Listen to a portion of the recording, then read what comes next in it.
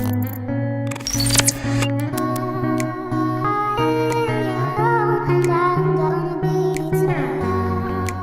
what's up guys, Yusuf here from TechDroids and welcome back to a brand new video on the channel. And LG just dropped the LG G7 Thin Q. It's not the Think Q, don't pronounce it that way. It's called Thin and then the Q, but we're just gonna call it the G7 in this video.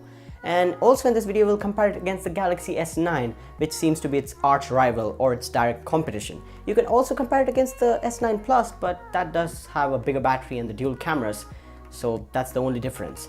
And in this video we'll talk about all the similarities between the LG G7 and the Galaxy S9 and also the key differences and which is the best bang for your buck phone at the end of the day. Which one should you buy? Should you even wait for the LG G7 or just go with the Galaxy S9? All that in this video, but before we get to all that, go ahead and subscribe to the channel for more videos like this. I've unboxed the Galaxy S9, here's a card to it, go watch it. And also I will be unboxing the LG G7 if it comes out in India in the near future.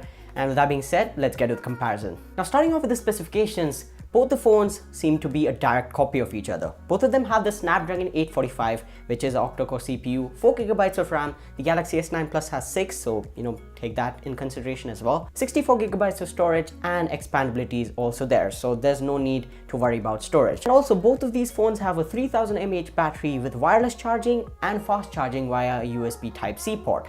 Both the phones also retain the headphone jack in 2018, and which seems to be a big feature because Apple showed the courage.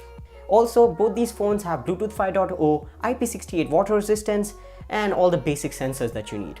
Now talking about design, it totally comes down to your personal preference. Galaxy S9 and the LG G7 both look really good. They're gorgeous little devices made out of glass, and yeah, both of them are using their past iconic design. So choose your best looking phone and that might be the phone for you.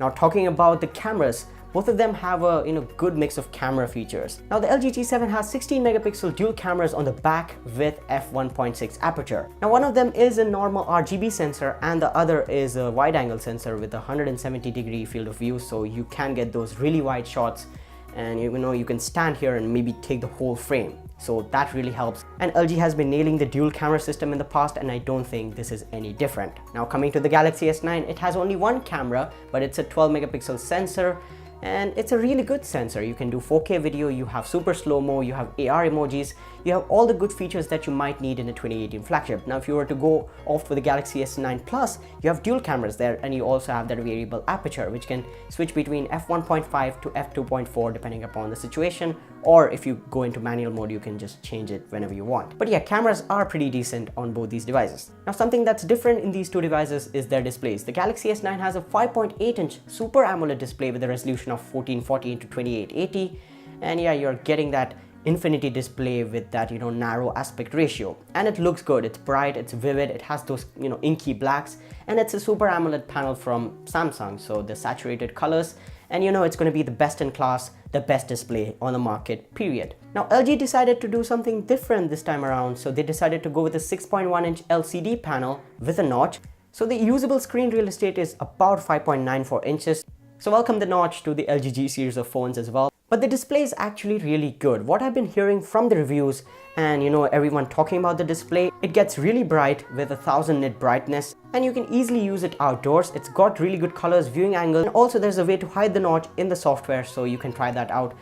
I was skeptical about this feature because there's an LCD display, so still the display is on, but it does the job really well. So the display on the LG G7 is not a bad one. It's a really good one actually. Now talking about software, both these phones are running on Android 8.1 Oreo with their respective manufacturer skins. So Samsung has their Samsung Experience and LG has their LG UX or LG UI. So both of them are pretty skinned and they have their own respective features. Samsung does pack in a lot of features into their skin on top of Android, so does LG. So it depends upon you, which one do you like? Which are the features that you value more, Samsung or LG? So yeah, try them out yourself and you'll find out which ones fit your liking the best. And with that being said, let's get to the pricing. The LG G7 Thin Q, the pricing, there is no word yet, but still it's gonna cost lesser than the Galaxy S9. And depending upon the carrier you get it with, it will be varying, so the price will vary. But I've heard it's gonna start from $650. And if that's the price point, it's gonna be really competitive against the Galaxy S9. The Galaxy S9 on Amazon.com, if you were to get unlocked, is $720. And again, depending upon the carriers you get and the countries you get, the price varies. and you know, AT&T, Sprint and things like that, you do have to pay a little more, and you have some trade-in contracts, but that's something that you have to find out yourself, and the place you live, it's gonna, you know, vary from place to place. So pricing in general, the LG G7 ThinQ, in my opinion, is offering the better bang for your buck. It's gonna give you the flagship specifications, it's got the dual cameras, it's got everything you need. Also, LG's packing in something called boombox audio this time around.